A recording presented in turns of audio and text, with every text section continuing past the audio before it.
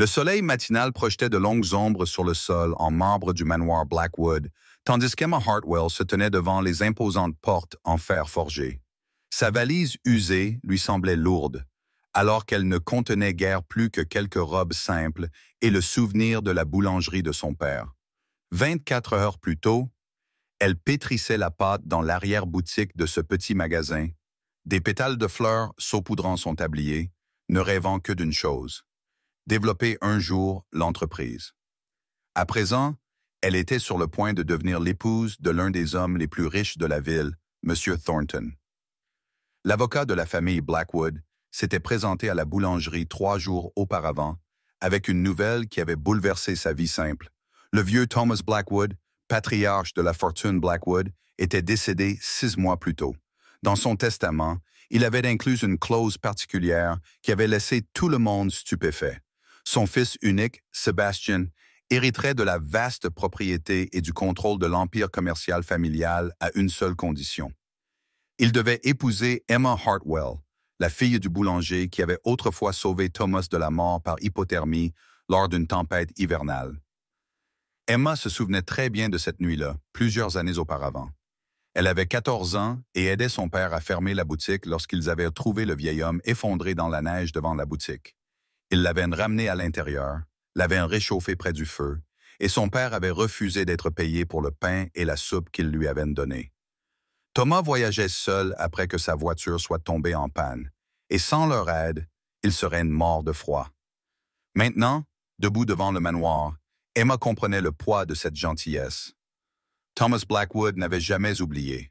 Dans son dernier geste, il avait cherché à donner une leçon d'humilité à son fils arrogant en le liant à la fille d'un humble boulanger. Emma avait essayé de refuser. Elle ne voulait pas faire partie de ce monde de richesse et de pouvoir. Mais M. Thornton lui avait expliqué que son refus signifierait que Sebastian perdrait tout. Et elle avait pensé à son père malade qui avait besoin de soins médicaux coûteux. L'avocat lui avait assuré que Sebastian subviendrait aux besoins de sa famille, quelle que soit sa décision. Mais la conscience d'Emma ne lui permettait pas d'être la cause de la perte de l'héritage de quelqu'un. Sebastian Blackwood avait une toute autre opinion. Lorsqu'il apprit les conditions du testament, sa rage résonna dans toutes les pièces du manoir. Comment son père osait-il le piéger de cette manière? Comment osait-il le forcer à épouser une fille ordinaire issue d'une boulangerie? Sébastien avait bâti sa réputation sur son esprit vif, son sens du calcul et, surtout, son contrôle. Cet arrangement lui donnait l'impression d'être une marionnette dansant au gré des fils tirés par un homme mort. Le mariage fut organisé rapidement et discrètement. Pas de grande fête, pas de centaines d'invités. Juste une petite cérémonie dans la chapelle privée du manoir, en présence d'une poignée de témoins. Emma portait une simple robe blanche que Mme Peyton, la gouvernante en chef, avait rapidement retouchée pour l'ajuster à sa taille.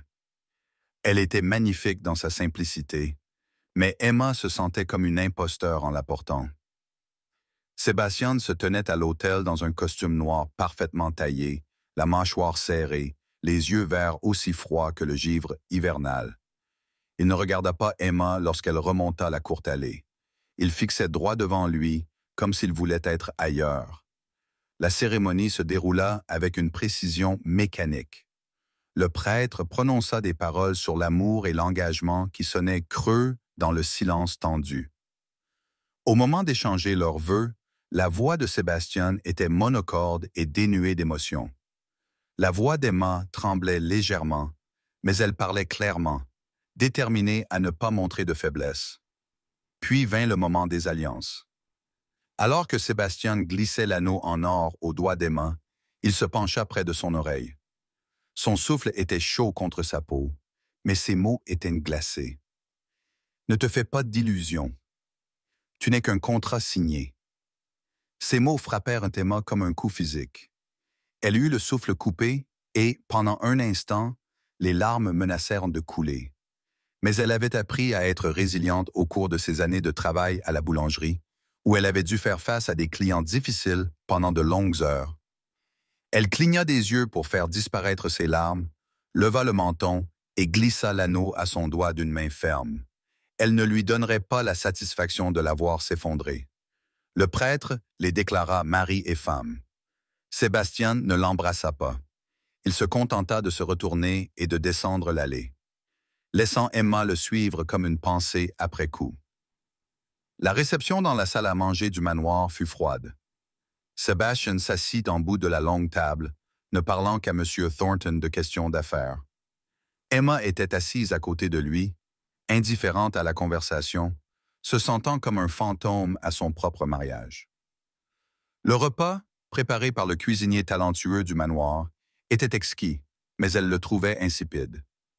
Victoria Blackwood, la mère de Sebastian, observait la scène depuis son fauteuil roulant, à l'autre bout de la table. Elle était trop malade pour assister à la cérémonie à la chapelle, mais elle avait insisté pour être présente au repas. Ses yeux bleus, qui ressemblaient tant à ceux de ses fils, examinaient Emma avec une expression difficile à déchiffrer. Contrairement à Sébastien, Victoria ne s'était pas opposée au mariage. Certains murmuraient qu'elle avait pris connaissance du contenu du testament avant la mort de Thomas et qu'elle l'avait approuvé après le repas. Sébastien se leva sans un mot et quitta la pièce. Emma resta assise. Je ne sais pas quoi faire. Madame Piton s'approcha doucement et la guida à l'étage vers ce qui allait devenir sa nouvelle chambre. C'était une belle chambre avec de hautes fenêtres donnant sur les jardins, meublée d'antiquités et de tissus doux. Mais ce n'était pas la chambre principale. Sébastien avait clairement indiqué qu'il s'agirait d'un mariage uniquement sur le papier. Cette première nuit, Emma s'assit sur le bord du lit et se laissa aller à pleurer. Elle pleura pour la vie qu'elle avait laissée derrière elle, pour son père, qui recevait désormais les soins médicaux dont il avait besoin, mais au prix de son propre bonheur, et pour les mots cruels qui résonnaient encore dans son esprit, juste un contrat signé. Est-ce tout ce qu'elle serait jamais? Mais alors que ses larmes séchaient, quelque chose se durcit en elle. Emma Hartwell n'avait jamais été du genre à abandonner. Si Sebastian Blackwood pensait pouvoir briser son esprit avec sa froideur, il allait découvrir qu'il l'avait sous-estimé. Elle remplirait son rôle avec dignité et grâce. Pas pour lui, mais pour elle-même et pour la mémoire de Thomas Blackwood, qui avait vu en elle quelque chose qui valait la peine d'être protégé dans sa famille des années auparavant. Le lendemain matin, Emma se leva tôt, comme elle en avait l'habitude depuis ses années de travail à la boulangerie. Elle enfila une de ses robes simples et descendit les escaliers. La demeure était vaste et intimidante, mais elle refusa de se cacher dans sa chambre. Elle trouva la cuisine où la cuisinière, une femme aimable nommée Béatatrice, préparait le petit déjeuner. Béatatrice eut l'air surprise de voir la nouvelle maîtresse de maison dans la cuisine, mais elle l'accueillit chaleureusement. Emma apprit que Sébastien avait demandé au personnel de la traiter comme n'importe quel autre membre de la maisonnée, ce que la plupart interprétaient comme une permission d'être distant et froid. Mais Béatatrice, qui avait travaillé pour Thomas Blackwood pendant 30 ans, se souvenait de la nuit où il était rentré à la maison, avec des histoires sur le boulanger et sa fille qui lui avait sauvé la vie. Au fil de leur conversation, Emma commença à comprendre la disposition de sa nouvelle prison. Le manoir était immense, avec des dizaines de pièces, dont la plupart étaient rarement utilisées. Sébastien passait la plupart de son temps soit dans son bureau, soit à son bureau en ville. Victoria restait dans ses appartements au 2e étage, trop faible pour se déplacer beaucoup. Le personnel était efficace mais distant, suivant l'exemple de Sébastien. Emma en apprit également davantage sur Sébastien lui-même. Béatatrice parlait avec prudence, mais Emma savait lire entre les lignes. Sébastien était une personne différente avant la mort de son père. Ambitieux, certes, et parfois arrogant, mais pas cruel. Le décès de Thomas l'avait changé. Il aimait profondément son père malgré leurs différences, et les conditions du testament lui semblaient être une trahison d'outre-tombe. Comprendre cela n'excusait pas le comportement de Sébastien, mais cela donnait à Emma un contexte. Elle ne luttait pas seulement contre sa fierté, mais aussi contre son chagrin et sa colère. Il ne serait pas facile de survivre dans cette maison, et encore moins de trouver une certaine paix. Mais Emma avait fait son choix lorsqu'elle avait accepté cet arrangement. Elle irait jusqu'au bout. Au cours des semaines suivantes, Emma établit une routine. Elle se levait tôt, explorait le manoir et ses terres, et trouvait des moyens de se rendre utile. Elle commença à rendre visite à Victoria tous les jours, lui faisant la lecture lorsque la vieille femme était trop fatiguée pour tenir un livre elle-même. Victoria lui répondait avec une chaleur qui manquait à son fils, et peu à peu, une affection sincère se développa entre elles. Emma s'intéressa également à la bibliothèque du manoir, une vaste pièce remplie de milliers de livres. Elle avait toujours aimé lire, mais elle avait rarement le temps de le faire à la boulangerie.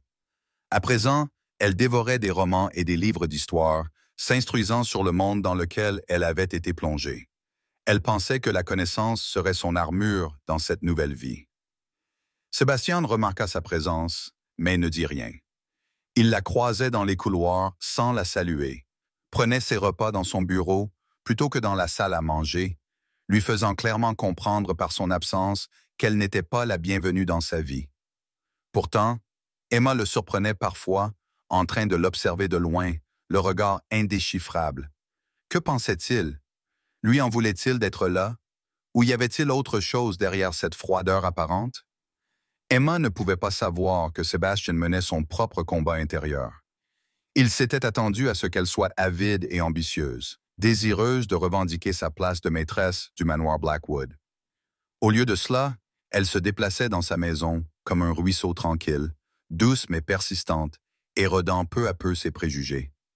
Elle n'exigeait rien, ne se plaignait pas du traitement qu'on lui réservait et se montrait aimable avec tous ceux qu'elle rencontrait, de Victoria au plus humble des domestiques. Cela l'irritait de remarquer ces choses.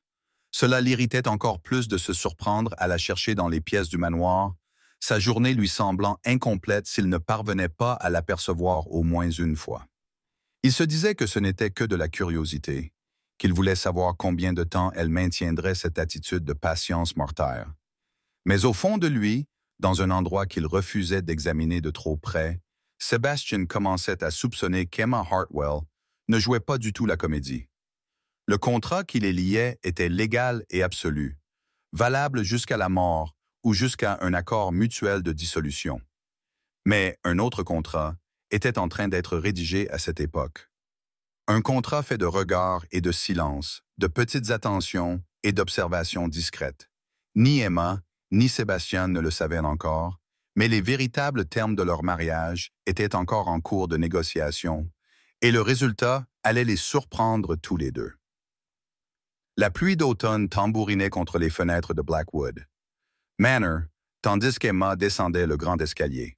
3 mois s'étaient écoulés depuis le mariage, et la guerre froide entre elle et Sébastien s'était installée dans un schéma prévisible.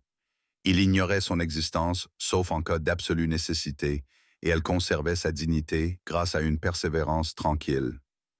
Ce matin-là, cependant, quelque chose était différent. Le calme habituel du manoir était perturbé par des voix élevées provenant du bureau de Sébastien. Emma s'arrêta dans le couloir, sans intention d'écouter, mais la porte était légèrement entr'ouverte et il était impossible d'ignorer la conversation. « Oh, Sébastien », dit la voix suave de Richard Sterling, un associé qu'Emma avait brièvement rencontré lors d'un dîner quelques semaines auparavant. « L'accord avec Singapour est trop risqué. Retirez-vous maintenant avant de tout perdre. » « J'ai analysé tous les angles, » répondit Sébastien d'un ton aigu, frustré. « Les projections sont solides. Cette expansion assurera notre position sur les marchés asiatiques pour la prochaine décennie. »« Ou elle vous mènera à la faillite, » rétorqua Richard. « Ton père n'aurait jamais pris un tel risque. » La mention de Thomas Blackwood flottait dans l'air comme de la fumée.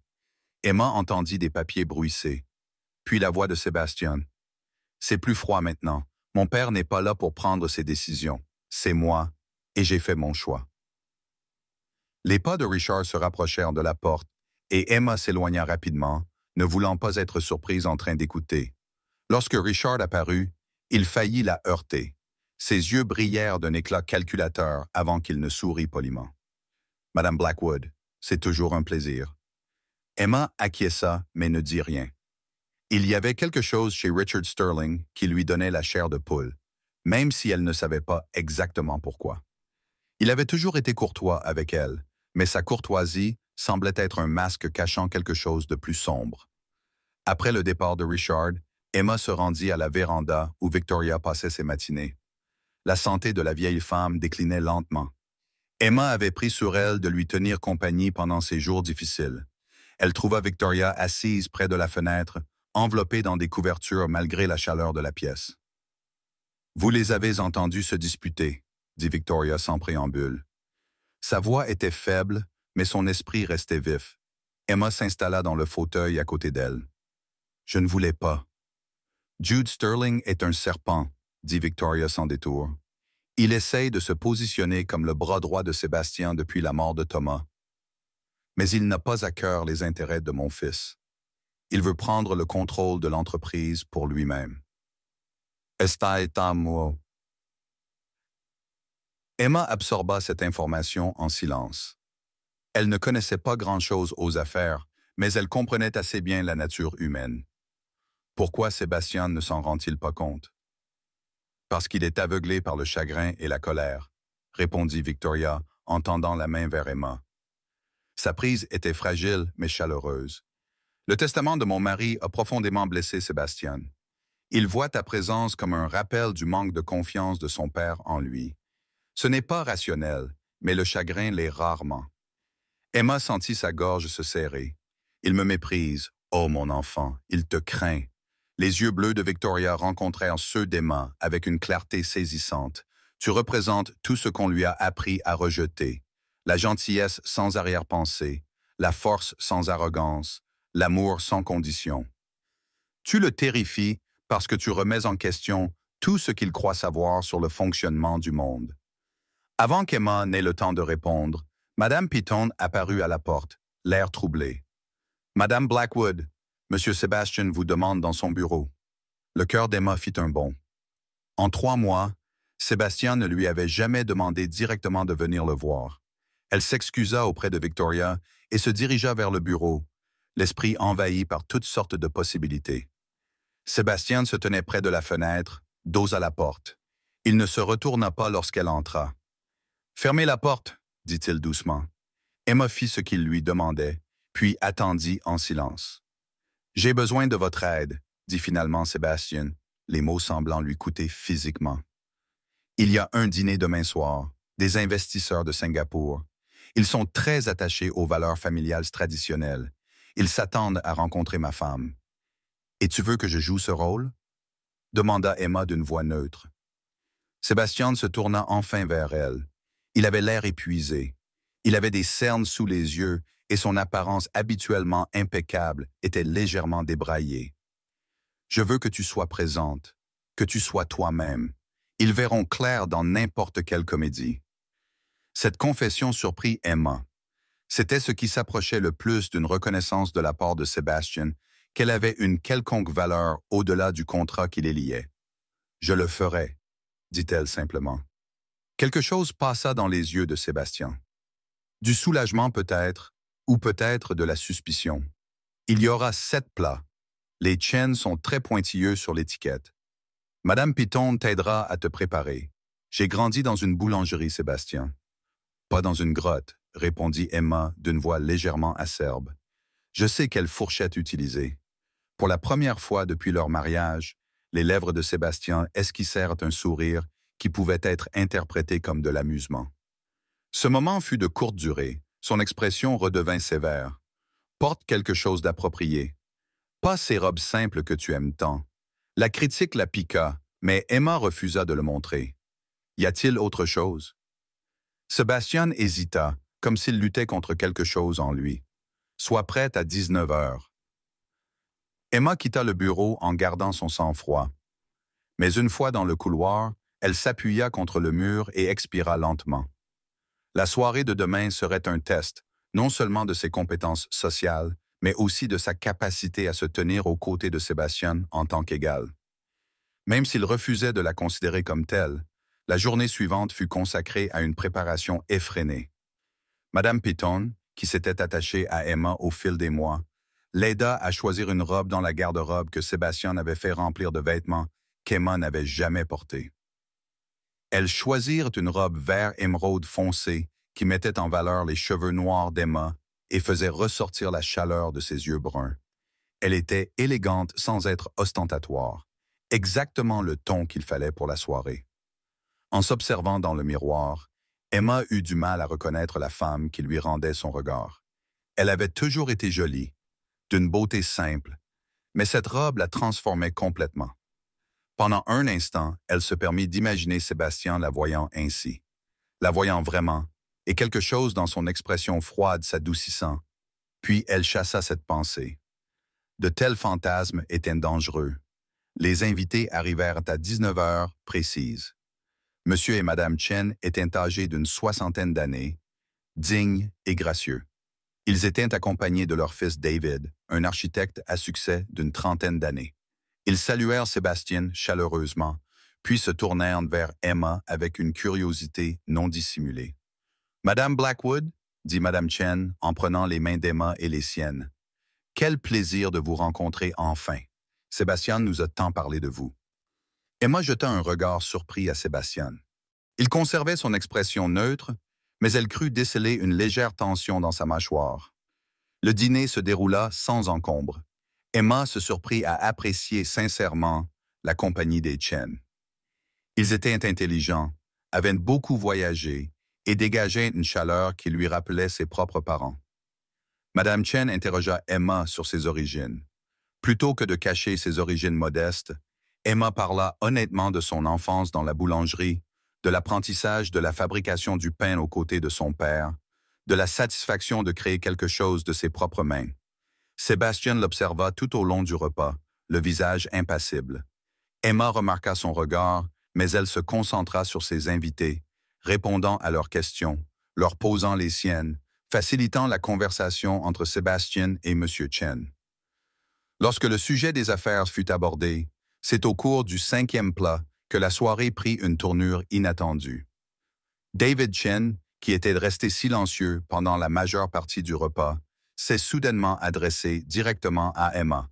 « Madame Blackwood, j'ai cru comprendre que vous vous intéressiez au jardin du manoir. Ma mère m'a dit qu'elle vous avait vu dessiner la fontaine la semaine dernière. » Emma a cligné des yeux, surprise.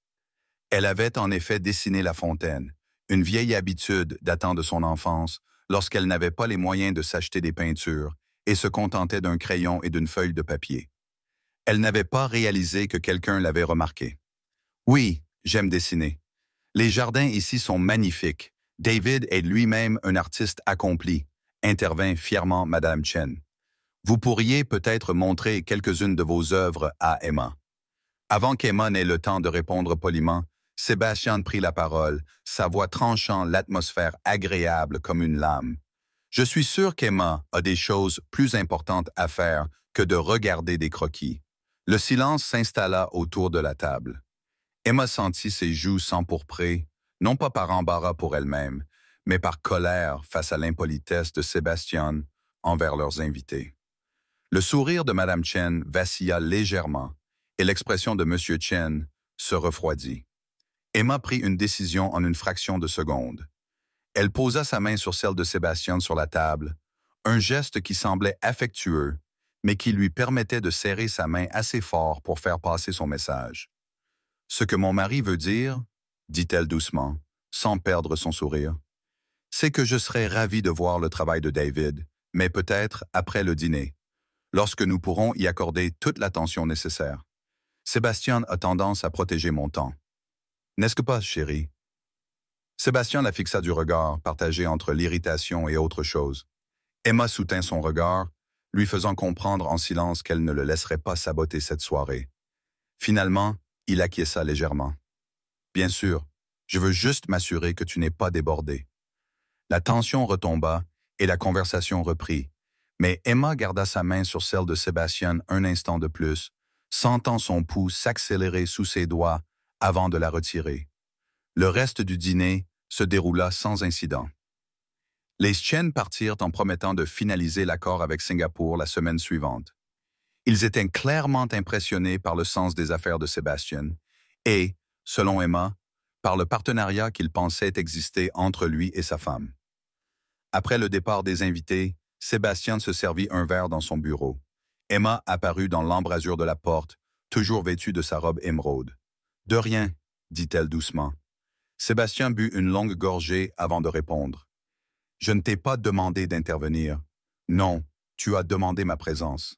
Je t'ai donné plus que cela. Je t'ai donné de la crédibilité. » Emma entra dans la pièce, sa retenue initiale laissant place à une frustration sincère. « Madame Chen m'a dit pendant le dîner qu'ils avaient failli annuler ce soir. Ils avaient entendu des rumeurs sur notre mariage, sur la façon dont tu me traites. Ils sont venus évaluer si tu étais suffisamment stable pour leur confier leur investissement. » Sébastien serra les mâchoires. « Et tu les as convaincus. Tu les as convaincus que malgré ton arrogance, tu as quelqu'un à tes côtés qui peut t'équilibrer, quelqu'un qui peut adoucir les angles que tu laisses rugueux. » Emma s'est approchée, les yeux brillants. « Tu me considères peut-être comme un simple contrat, Sébastien, mais le reste du monde me voit comme ta femme. Et que cela te plaise ou non, cela signifie que mes actions rejaillissent sur toi, tout comme les tiennes rejaillissent sur moi. » « Je ne t'ai jamais demandé de te soucier de mes affaires, » a dit Sébastien. Mais sa voix manquait de sa conviction habituelle. « Tu n'avais pas besoin de demander. C'est ce que font les partenaires. » Emma se retourna pour partir, puis s'arrêta. « Ton père ne t'a pas piégé dans ce mariage pour te punir, Sébastien. Il l'a fait parce qu'il savait que tu avais besoin de quelqu'un qui resterait à tes côtés même si tu le repoussais. Quelqu'un qui verrait l'homme que tu pourrais être, pas seulement l'homme que tu es devenu. » Je commence à penser qu'il avait raison. Elle partit avant qu'il n'ait pu répondre, le cœur battant à tout rompre.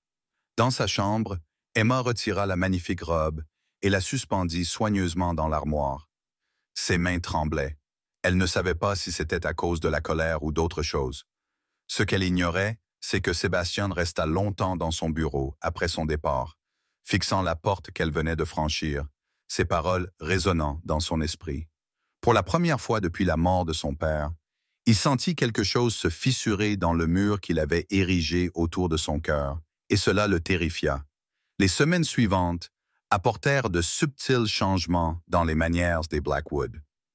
Sébastien ne s'excusa pas pour son comportement lors du dîner, mais son attitude envers Emma changea de manière presque imperceptible. Il recommença à prendre ses repas dans la salle à manger plutôt que dans son bureau. Il lui demanda son avis sur des questions domestiques mineures. Un jour, lorsqu'elle mentionna un livre qu'elle était en train de lire, il lui en apporta un autre du même auteur le lendemain. Le laissant devant sa porte sans commentaire, Emma remarqua ses petits gestes, mais ne les reconnut pas directement. Elle continua ses routines, s'occupant de Victoria, gérant le personnel de maison qui avait appris à la respecter, lisant dans la bibliothèque, dessinant dans les jardins, mais elle était toujours consciente de la présence de Sébastien, de son regard qui la suivait quand il pensait qu'elle ne le voyait pas. La santé de Victoria continuait de décliner. Les médecins ne pouvaient pas faire grand-chose, si ce n'est la soulager. Emma passait des heures chaque jour à son chevet, lui lisant à haute voix, lui parlant de son enfance, écoutant les histoires de Victoria sur Sébastien quand il était petit. La vieille femme évoquait une époque où les affaires et la richesse n'avaient pas encore endurci son fils. Quand il était passionné par la musique et l'art, quand il rêvait d'être plus que le simple successeur de son père. Il a renoncé à tout ce qu'il aimait pour devenir ce qu'on attendait de lui, dit Victoria un après-midi, d'une voix à peine plus forte qu'un murmure. Et puis, le testament de Thomas lui a donné l'impression que même ce sacrifice n'était pas suffisant, comme si son père ne croyait pas en lui, après tout. Emma comprit alors la profondeur de la douleur de Sébastien. Il n'était pas seulement en colère d'avoir été forcé de l'épouser. Il pleurait la perte de la confiance que son père avait en lui. Il se demandait s'il avait gâché sa vie en essayant d'obtenir une approbation qui ne viendrait jamais. Ce soir-là, Emma trouva Sébastien dans la salle de musique, un endroit où elle ne l'avait jamais vu entrer auparavant. Il était assis au piano à queue, les doigts posés sur les touches, mais sans jouer. Elle se tenait dans l'embrasure de la porte, ne sachant pas si elle devait entrer. « Ma mère vous l'a dit, » dit Sébastien sans se retourner. « Elle vous aime, » répondit simplement Emma. « Elle veut que je vous comprenne, et vous, me comprenez-vous? » Sébastien la regarda enfin, ses yeux verts reflétant la lumière de la lampe. Emma réfléchit attentivement à la question. Je comprends que vous soyez blessé. Je comprends que je représente cette douleur d'une manière qui t'empêche de me voir clairement. Mais je comprends aussi que tu es plus que ta douleur, Sébastien, que tu t'en souviennes ou non. Les doigts de Sébastien appuyèrent sur les touches, produisant une seule note triste qui resta suspendue dans l'air entre eux. Je jouais avant que tu ne puisses rejouer. À quoi bon? Sa voix était creuse. Emma traversa la pièce et s'assit à côté de lui sur le banc du piano, assez près pour que leurs épaules se touchent presque. Le fait est que certaines parties de nous-mêmes ne devraient pas être sacrifiées, peu importe ce qu'on attend de nous. Certaines choses doivent être préservées car elles font de nous ce que nous sommes. Sébastien la regarda vraiment, peut-être pour la première fois depuis leur mariage. Dans la douce lumière, le visage d'Emma exprimait une compassion si sincère que quelque chose en lui finit par se briser. « J'ai été cruel avec toi, » dit-il doucement. « Oui, » acquiesça Emma, sans reculer devant la vérité. « Tu ne méritais pas ça. »« Non, je ne le méritais pas. » La main de Sébastien se posa sur la sienne, posée sur le banc du piano. Son geste était doux, interrogateur. « Je ne sais pas comment réparer ce que j'ai fait. Commence par arrêter, » dit Emma. « Arrête de me voir comme une ennemie. Arrête de me punir pour les choix de ton père. Arrête de te cacher derrière la colère parce que c'est plus facile que d'affronter le chagrin. » Son pouce traça des cercles sur le dos de sa main. Un geste si tendre qu'Emma en eut le souffle coupé. « Et si je ne sais plus comment être autrement? » « Alors je te le rappellerai, » dit Emma doucement. « C'est ce que font les partenaires. » Rasamitam. Sébastien porta sa main à ses lèvres et déposa un baiser sur ses jointures. C'était la première fois qu'il la touchait volontairement depuis leur mariage. Le premier geste d'affection qu'il lui offrait librement. Emma sentit les larmes lui monter aux yeux, mais elle les retint. Ils s'assirent ensemble dans la salle de musique, le clair de lune filtrant à travers les fenêtres, sans parler, simplement coexistant dans un espace commun sans guerre, sans mur. Ce n'était pas du pardon, pas encore, mais c'était un début. L'hiver s'abattit sur le manoir Blackwood avec une efficacité brutale, recouvrant le domaine de neige et de glace. À l'intérieur, cependant, quelque chose était en train de fondre. La fragile pièce qui avait commencé dans la salle de musique s'était lentement développée au cours des mois suivants. Sébastien maintenait toujours sa distance émotionnelle, mais la cruauté avait disparu. Remplacée par quelque chose qui s'apparentait davantage à un respect prudent, Emma avait appris à lire les signes subtils de l'humeur de Sébastien. Elle savait quand il avait besoin d'espace et quand son silence était en fait une demande de compagnie. Ils avaient développé une routine tacite. Petit déjeuner ensemble dans la salle du matin, après-midi séparés. Dîner dans la salle à manger où ils discutaient de tout, de la politique à la littérature. Jamais rien de trop personnel, mais plus d'hostilité. L'état de Victoria s'était quelque peu stabilisé, même si elle restait faible. Elle observait le changement progressif entre son fils et sa belle-fille avec une satisfaction tranquille, ne disant rien, mais ne manquant rien. Un après-midi, alors qu'Emma lui faisait la lecture, Victoria l'interrompit soudainement. « Il est en train de tomber amoureux de toi, » dit-elle, ses yeux bleus brillants malgré sa fragilité. « Il ne le sait pas encore, mais moi, oui. » Ma main tremblait légèrement tandis qu'elle marquait sa page dans le livre. « Victoria, s'il te plaît, ne fais pas ça. » « Ne fais pas quoi? Te dire la vérité? » Le rire de Victoria se transforma en quinte de tout, et Emma l'aida rapidement à boire une gorgée d'eau. Lorsqu'elle put à nouveau parler, Victoria poursuivit. « Je connais mon fils depuis 35 ans. Je l'ai vu avec d'innombrables femmes qui le voulaient pour son argent ou son statut. Il n'a jamais regardé aucune d'entre elles comme il te regarde quand tu ne le vois pas. Il me regarde comme une obligation. Il apprend à tolérer, » dit Emma. Mais sa voix manquait de conviction. Il te regarde comme un homme qui a découvert quelque chose de précieux, mais qui ne se fait pas confiance pour le garder sans le briser. Femme qui s'est pas aînée, qui sent mais qui est chaud, hein? Victoria serra la main d'Emma. « Sois patiente avec lui, ma chérie. Les murs qu'il a érigés ont pris des années à construire. Ils ne tomberont pas du jour au lendemain. Asai. Cette conversation hanta Emma pendant des jours. Elle se surprit à observer Sébastien plus attentivement, à la recherche des signes décrits par Victoria. Parfois, elle croyait voir une douceur dans son regard lorsqu'il pensait qu'elle ne le regardait pas. Une hésitation avant de parler, comme s'il choisissait ses mots avec un soin inhabituel. La façon dont sa main se dirigeait vers la sienne à travers la table, avant qu'il ne se reprenne et la retire. Mais Emma avait appris à ne pas se fier à l'espoir. L'espoir était dangereux. Il rendait vulnérable, et la vulnérabilité menait à la souffrance. Elle avait survécu à ces mois en maintenant une distance émotionnelle, en n'attendant rien de Sébastien au-delà de la simple courtoisie. Espérer davantage revenait à s'enfoncer dans des sables mouvants. La crise survint en janvier. Rapide et dévastatrice. Emma était dans la bibliothèque lorsqu'elle entendit l'agitation. Des voix élevées, des pas précipités, des portes qui claquaient. Elle se précipita dans le hall d'entrée et trouva Sébastien debout, au milieu de papiers éparpillés, le visage blême, tandis que M. Thornton lui parlait d'une voix urgente et étouffée. « Que s'est-il passé ?» demanda Emma, mais personne ne répondit. Sébastien la bouscula sans un mot et se dirigea vers son bureau. M. Thornton regarda Emma avec une sorte de pitié avant de rassembler les papiers, puis Mme Piton apparut à côté d'Emma. « C'est grave, Mme Blackwood. Quelque chose concernant l'accord avec Singapour. J'ai entendu M. Thornton parler de fraude. » Emma sentit son estomac se nouer. Elle se dirigea vers le bureau de Sébastien, sans prendre la peine de frapper avant d'entrer. Sébastien se tenait derrière son bureau, les mains appuyées sur le plateau, fixant les documents étalés devant lui, comme s'ils étaient écrits dans une langue étrangère.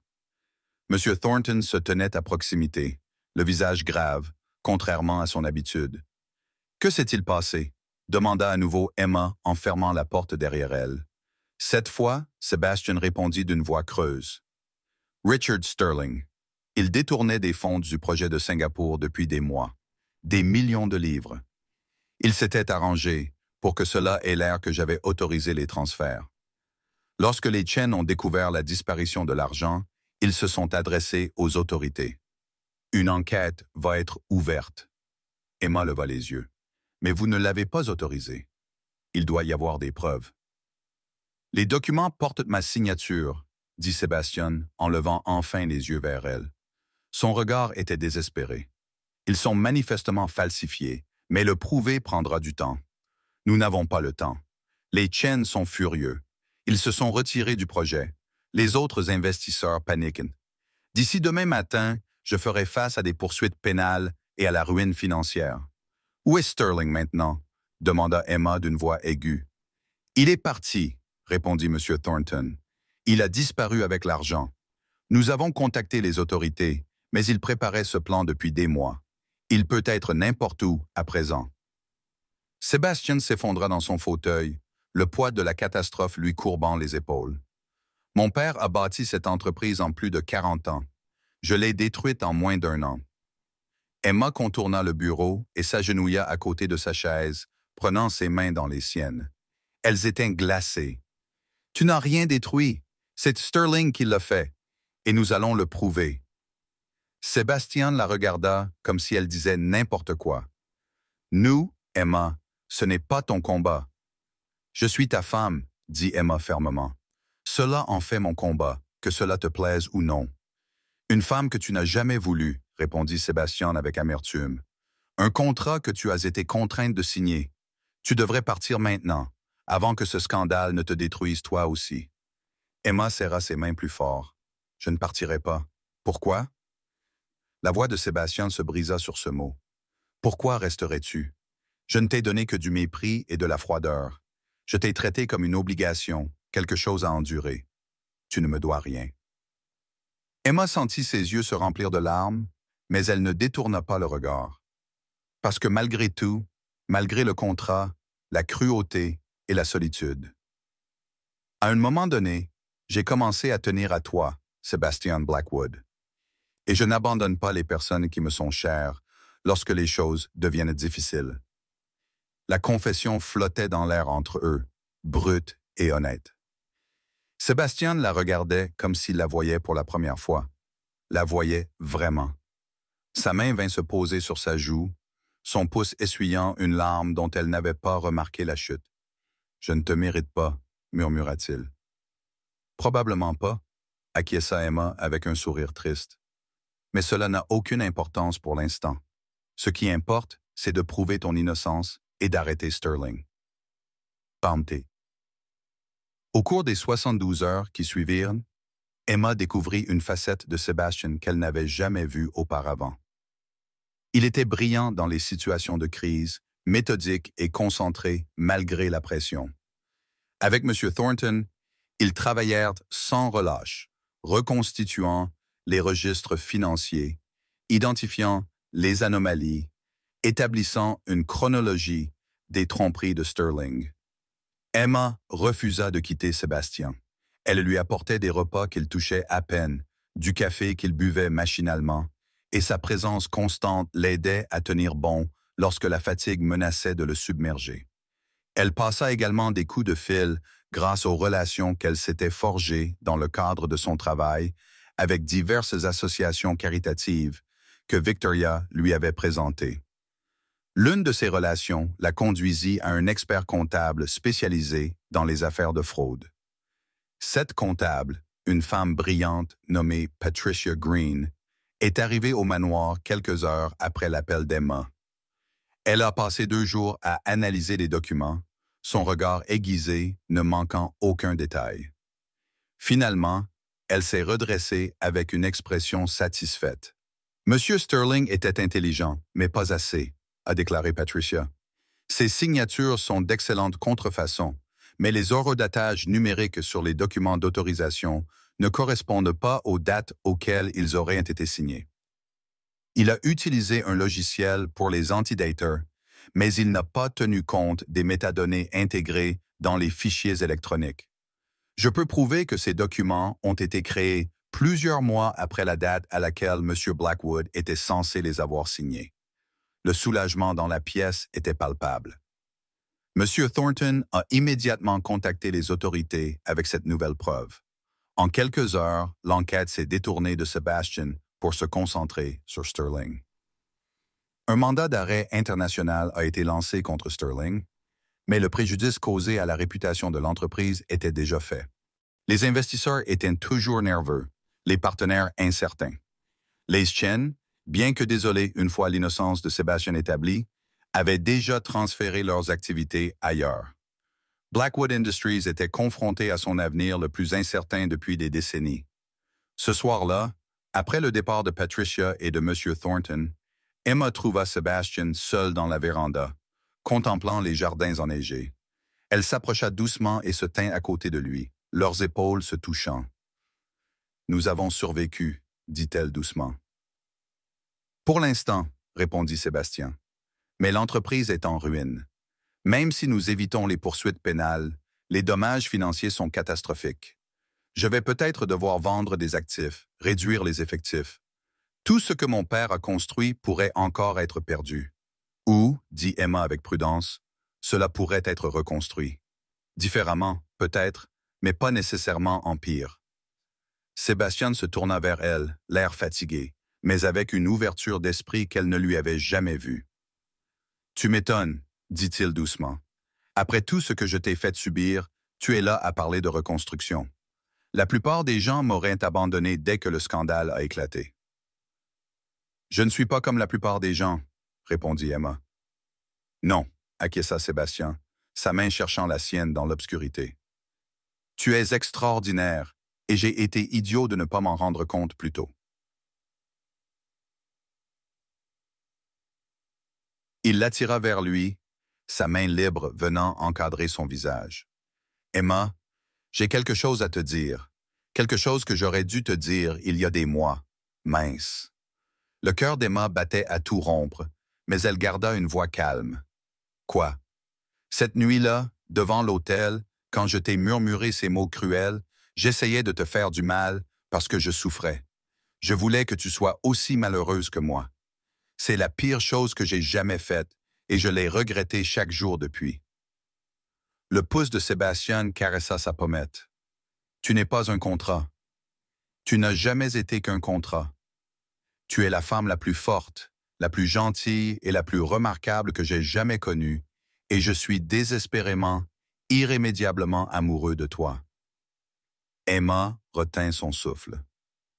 Sébastien, je sais que je n'ai aucun droit à ton amour en retour, poursuivit-il rapidement, comme s'il craignait qu'elle ne l'interrompe. Je sais que j'ai perdu tout droit sur ton cœur, mais j'ai besoin que tu saches que tu as tout changé pour moi. Tu m'as rappelé ce que signifie être humain, ce que signifie se soucier de quelque chose au-delà du succès et de la réputation. Tu m'as sauvé d'une manière dont je ne savais même pas que j'avais besoin d'être sauvé. Les larmes coulaient maintenant librement sur le visage d'Emma. « Espèce d'homme stupide et têtu », murmura-t-elle. « Je suis tombée amoureuse de toi il y a des mois.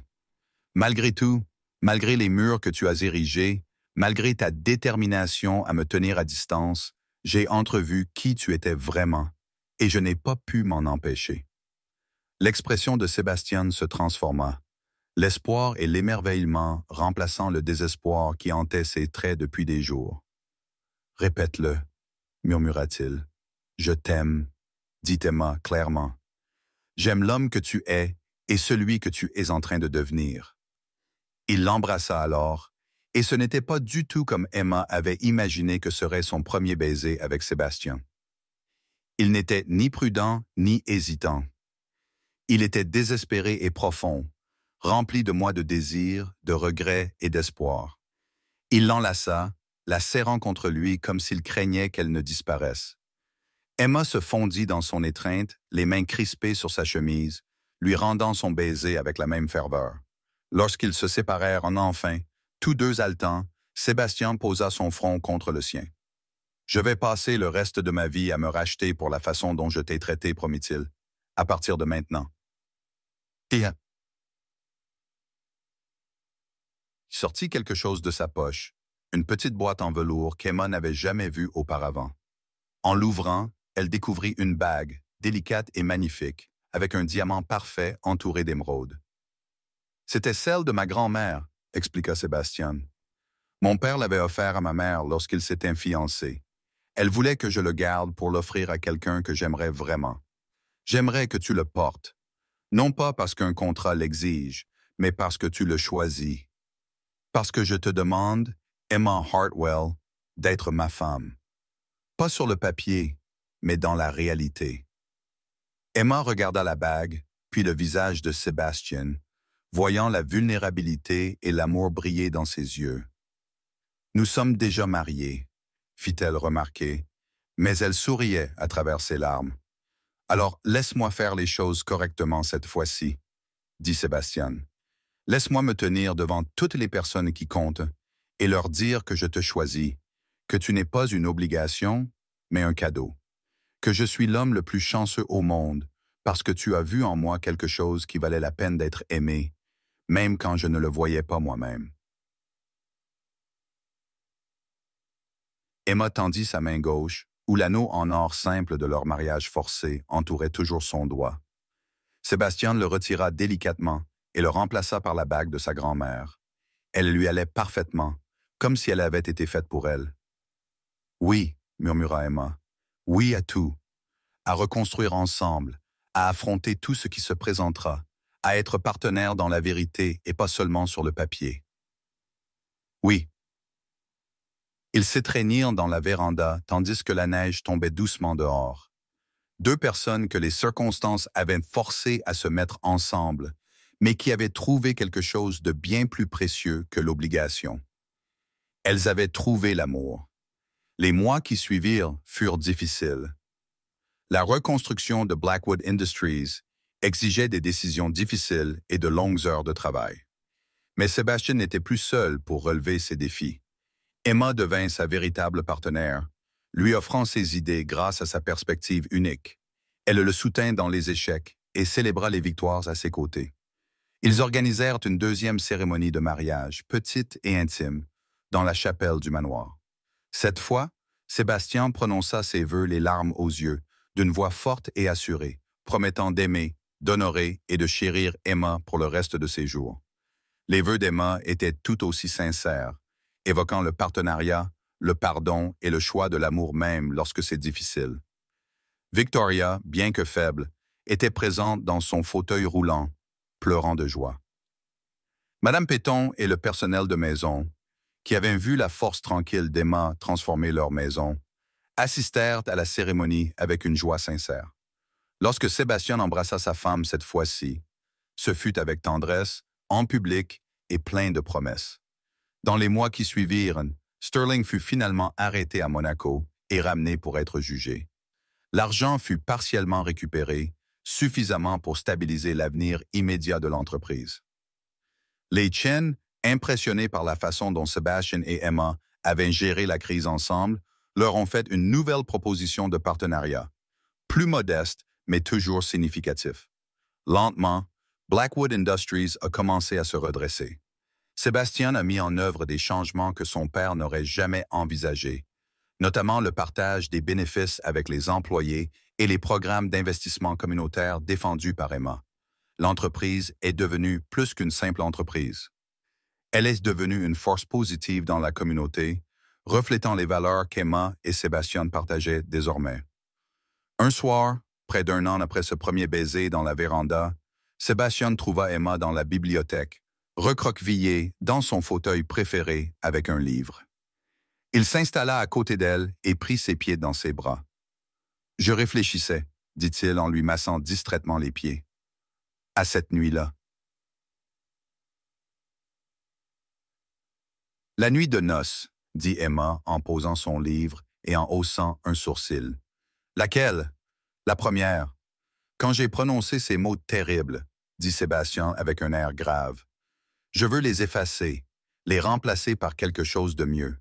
Ce n'est pas nécessaire, » dit Emma doucement. « Ce moment fait partie de notre histoire. Il montre tout le chemin que nous avons parcouru. »« Peut-être, » concéda Sébastien, « mais je veux quand même les remplacer.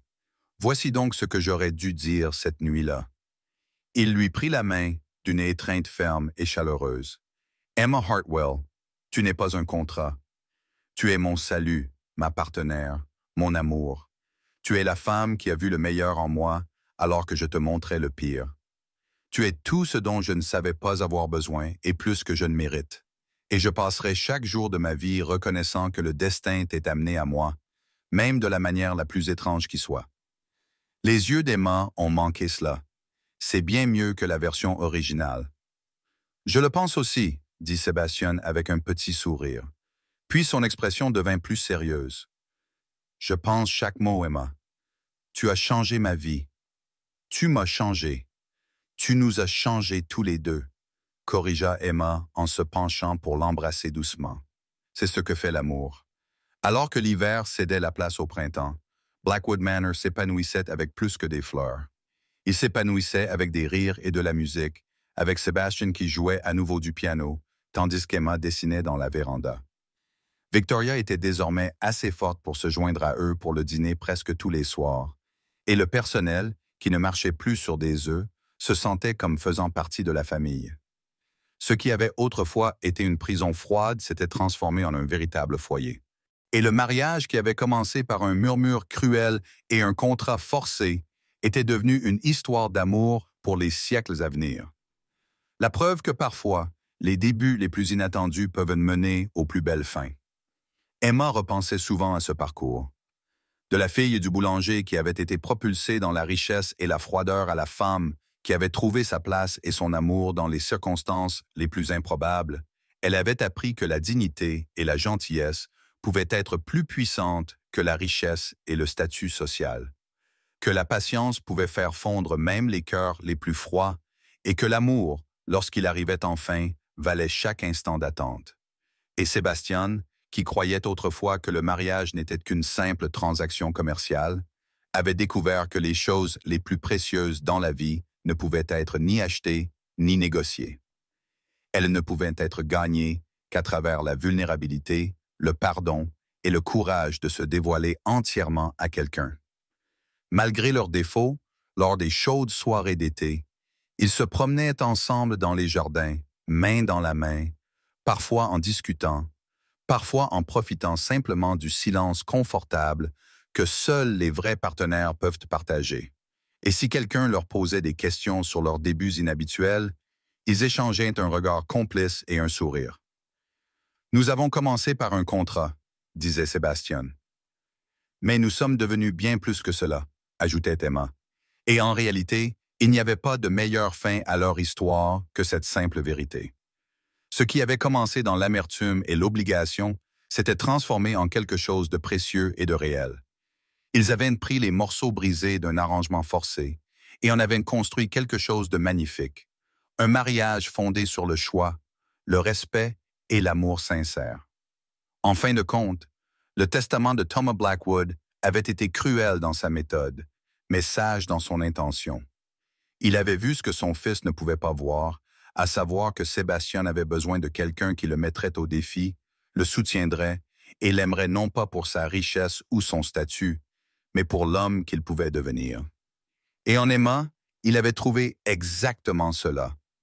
Le contrat qui les liait avait été détruit depuis longtemps, déchiré en morceaux dans un moment de libération et de choix. Mais le lien qu'ils avaient forgé à sa place était bien plus fort que n'importe quel document juridique ne pourrait jamais l'être. Il était construit sur une base de lutte commune, de respect mutuel et d'un amour qui avait été mis à l'épreuve et s'était révélé véritable. Et ainsi, finalement, ce qui avait commencé par les mots « Votre contrat vient d'être attribué » s'était conclu par une vérité bien plus puissante. Vous êtes tout pour moi.